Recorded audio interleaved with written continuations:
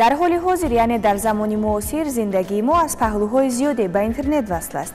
مثلا دسترسی به اطلاعات، پیشبرد و براه ماندن تجارت و از همه مهمتر معاشرت راحت همراه نزدیکانمان توسط سامانه‌های اینترنتی صورت می‌گیرد. مثلا ساده ترین حالت گویا بعد آنی که از راه خیلی دور با زنگ‌های ویدیویی از احوال خانه یعنی اهل عائله‌مون با خبر می‌شویم، خود به خود می‌گوییم چی فکری خوبه، تشکر به آن نفری که اینترنت را اختراع کرده است.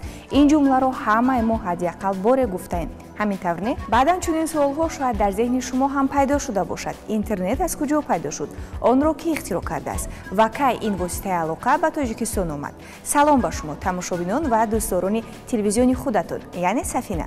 بیاید با هم به این سوال‌ها پاسخ می‌گیریم و می‌فهمیم که اینترنت از کجا پیدا شده تا کجا رسیده است. یادآور می‌شویم که برنامه از کجا تا کجا است پیشکش شما. شروع می‌کنیم.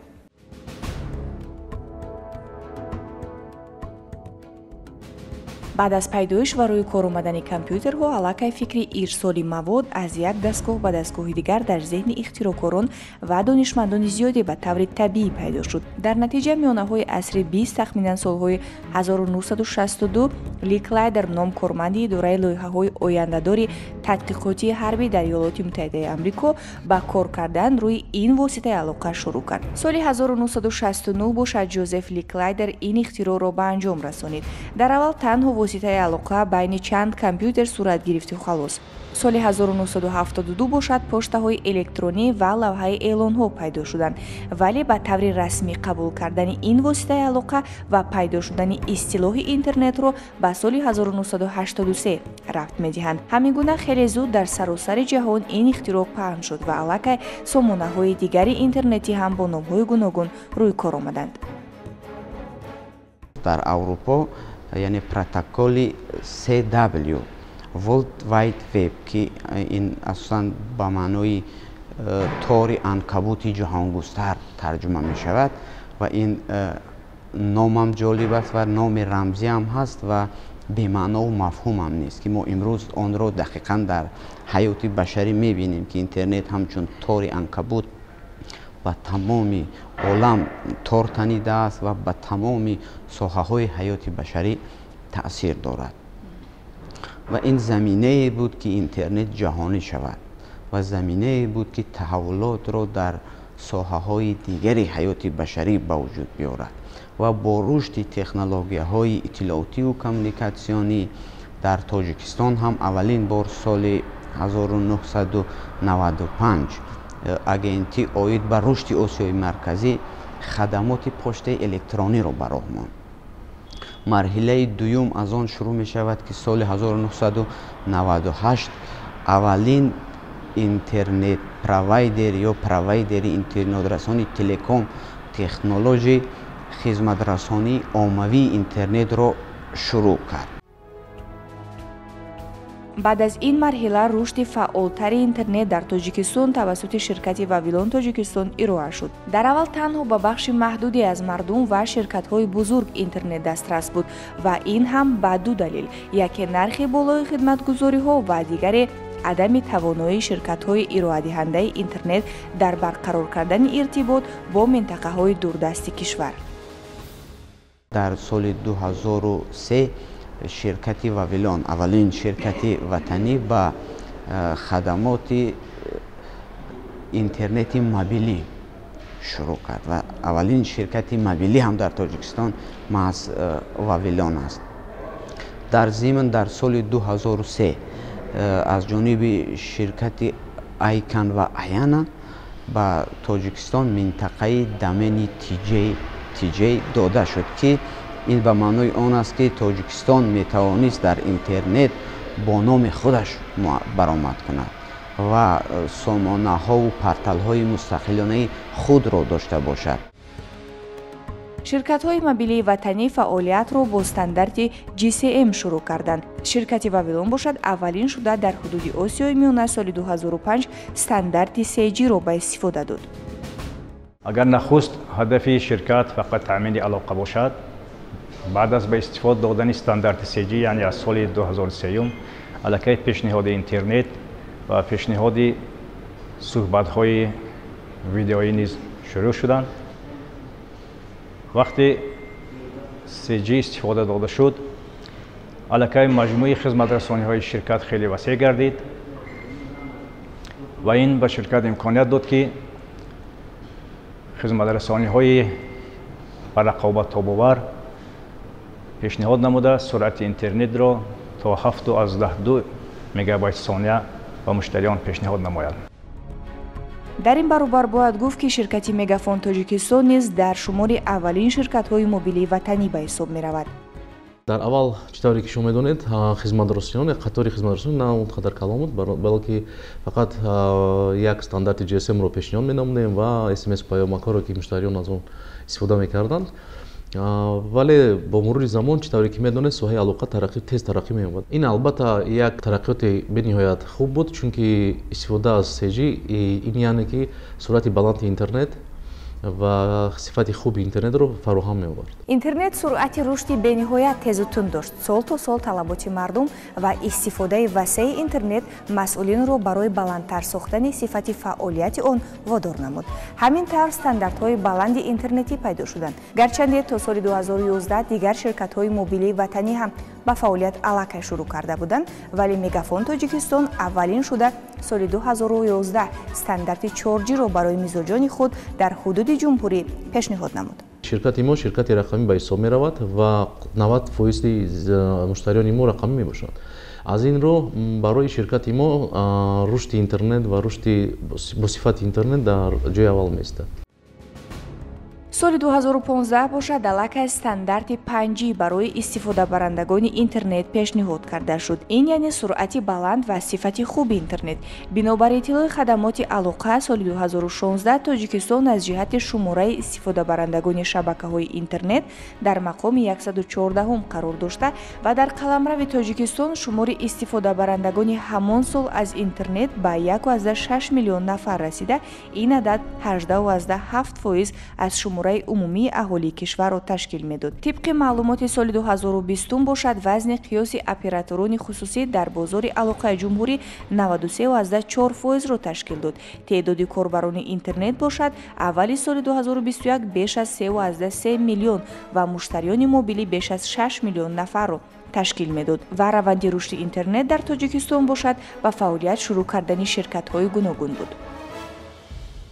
و این امکان داد که رقابت سالم در زمینه تأمین اینترنت، ارائه خدمت‌رسانی‌های اینترنت به وجود بیاید و این باعث شد که آهسته آهسته هم صفت اینترنت در کشور بالا رفت و ارزش آن هم نسبت به سالهای اولی که اینترنت بر تاجیکستان وارد شده بود بسیار بلند بود، زینه به زینه پس شد و پوشش رادیویی اینترنت هم در کشور بسیار گسترده شد که خوشبختانه امروز در تاجیکستان ما نزدیک به 8 میلیون کاربر مشتری علاقه برقی داریم که نزدیک به 5 میلیون آن استفاده برنده اینترنتند و بر زمین استفاده برنده فعالند.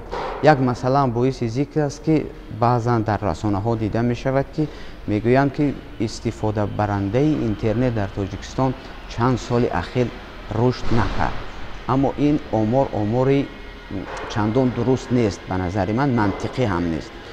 اساسی که این سخن گفته می شود از آن است که اگر ما یاد داشته باشیم 2 سال قبل سیم کارت های شرکت های موبیلی باید از نو به قید گیری می شدند تنها با شناسنامه نمونه سال 2014.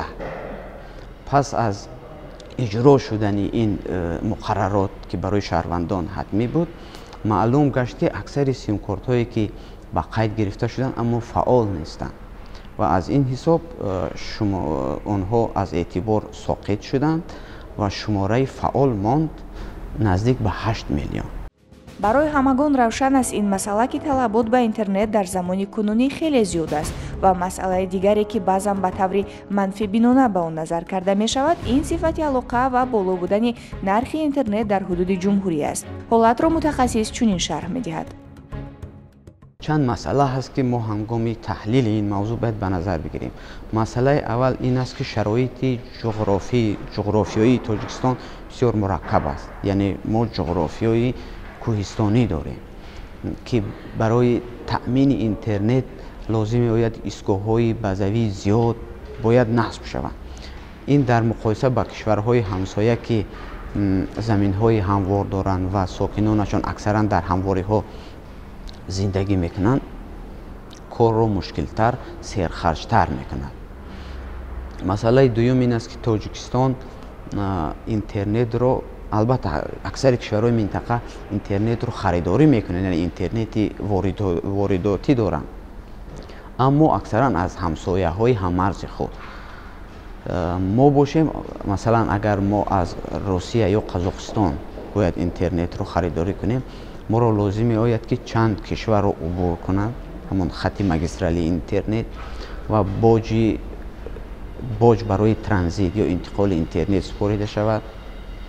ҳамаи ин боис мешавад ки як нав арзиши интернет ва таъмини босифатонаи ин мушкилиҳои хосеро ба вуҷуд биёрад. Вале бо вуҷуди ин дар партави супоришҳое ки президенти муҳтарами кишвар ахири соли 2020 дар паёми худ ба маҷлиси олӣ дода буданд, дида мешавад ки воқеан ислоҳоти соҳа бо маром идома дорад. ширкати мо баҳри татбиқи дастуру ҳидоятҳои асосгузори сулҳуватти миллӣ, президенти ҷумҳурии Тоҷикистон танҳо дар 2 соли охир 600 пойгоҳҳои базавии стандарти нави 4G LTE-ро дар кулли манотиқи кишвар насб намуд. насби бештар аз 600 пойгоҳҳои базавии стандарти нав дар кулли манотиқи кишвар имконият дод ки ҳам суръати интернет боло бурда шавад, ҳам сифати алоқа. дар айни замон шаҳри Душанбе пурра бо стандарти 4G таъмин аст ва марҳилаи таъмини стандарти нави 4G дар кулли ҷумҳурӣ дар айни замон бо маром идома дорад. соли 2023 мо зиёда аз 500 истгоҳи базавии навро мондем, пойгоҳи базавии навро, қариб 150 та онҳо дар шаҳри Душанбе ноҳияи тобеи марказ ин 4G стандартҳо буданд. ғайр аз ин мо ба 30% зиёд кардем дар вилояти Суғд стандарти 4G-ро ва инчунин дар дигар вилоятҳои ҷумҳурӣ мо ин алоқаи 4G-ро таъмин намудем. зиёда аз 90% муштариёни мо муштариёни рақамӣ мебошанд. зиёда аз 90% ҷумҳуриро мо бо алоқаи интернетӣ таъмин менамоем.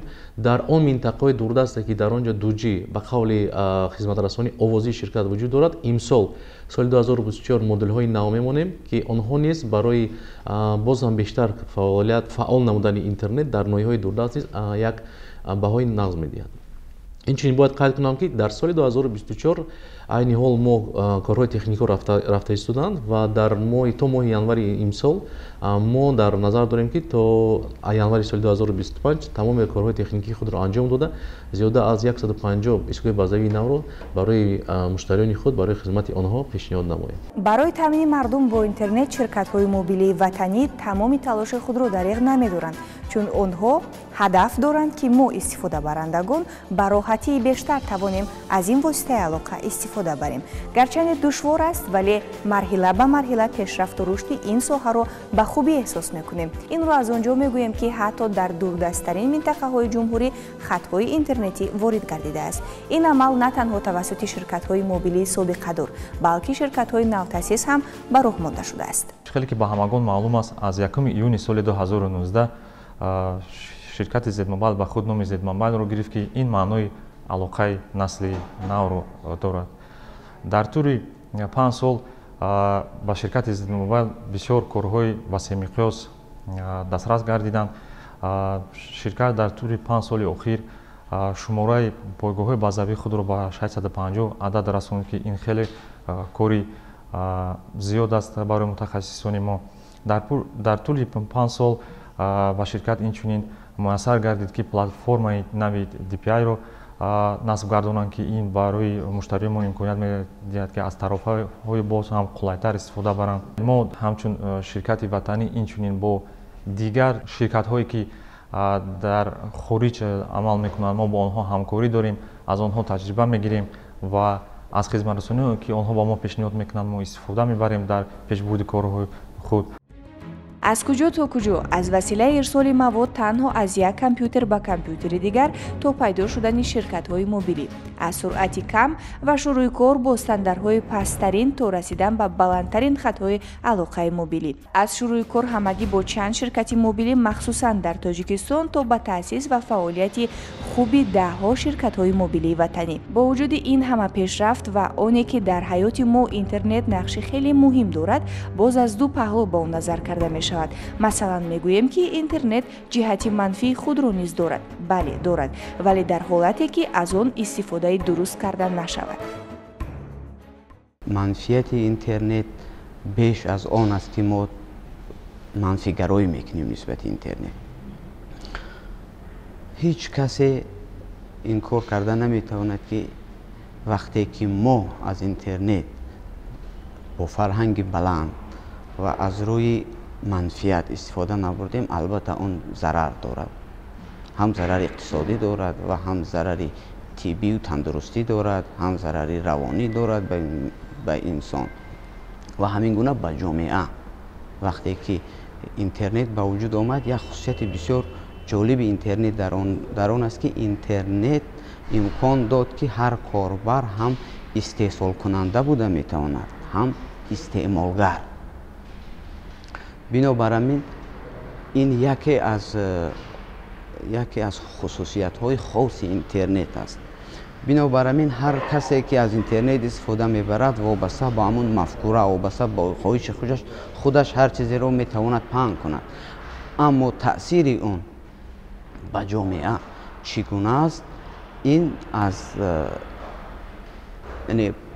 دایره استفاده از پهنشوی یعنی هم این یا آن مواد وابسته است که متاسفانه ما این حالت رو هم زیاد مشاهده میکنیم. اینترنت نه تنها به فعالیت‌های کاری ما بلکه به روحیه و سیستم عصب ما نیز تأثیر بی‌نهایت جدی خود را می‌رساند. اینترنت و یا شبکه‌های اجتماعی زمانی معاصر در حالت نادرست استفاده شدن می‌توانند مهمترین چیز وقتمون را از ما بگیرند. دقت کرده اید که بعضاً حالت‌ها حتی ساعت‌ها نمی‌توانیم چشم از تماشای ویدیورول‌های از سامانه‌های اجتماعی برداریم. البته که تفریح هم لازم است، ولی به معیار. این دستاورد تکنیکی به ما امکانیت‌های خیلی و خیلی خوب رو فراهم آورده است، اما نه در همه مورد ما استفاده برندگان طرز درستی برخورد با آن را می‌دانیم. این روش و عملکرد باشد بیشتر از همه بر روحیه ما تاثیر می‌رساند. اینترنت البته هر یک چیزی که در جامعه هست جهت‌های مثبت و منفی خود را دارد. جهت‌های مثبت اینترنت همین است که فضای به محدود اطلاعات است، یعنی چقدر اطلاعات که ما خواهیم در اینترنت پیدا کرده میتوانیم. اخبارهای ضروری را ما دسترس کرده میتوانیم. از حیات هر روزه آدمان و زندگی آدمان با خبر شده میتوانیم. همچنین جهت دیگری مثبت اینترنت همین است که ما با نزدیکانمان میتوانیم در علاقه باشیم، در مناسبت باشیم. و گاهی می شود جهت مثبت شده می تواند که هنگام غمگینیمان با اینترنت، با استفاده اینترنت ما حالت روانیمان را با دوستانمان، یعنی در نتیجه صحبت با اینترنت حالت روانیمان را خوب و بهتر کنیم. اما هر چیزی که چطوری که گفتیم در جامعه وجود دارد، هم جهت منفی و هم جهت مثبت خود را دارد. جهت‌های مثبت اینترنت البته هستند، اما در برابر این جهت‌های منفیش به نهایت زیاد است. امروز اکثریت بیماری‌های گوناگون را در جامعه زیاد کرده ایستاده است، چون که اکثریت انسان‌ها در جامعه به بیماری وابستگی اینترنت گرفتار شدند که خودشون را یک لحظه یا یک روز کامل به اینترنت تصور کرده نمی‌توانند. یکی از جهت‌های منفی اینترنت همین است که این وابستگی، یعنی عادت کردن با تمام هستی. و دوم جهت منفیش همین است که اخباری از معیار زیاد، یعنی از معیار زیاد ما استفاده میکنیم. این به معنی سری ما به حالت روانی ما تأثیر منفی میبخشد. دیگر جهتش این است که آن استرس را در ارگانیسم و حالت روانی ما زیاد میکند.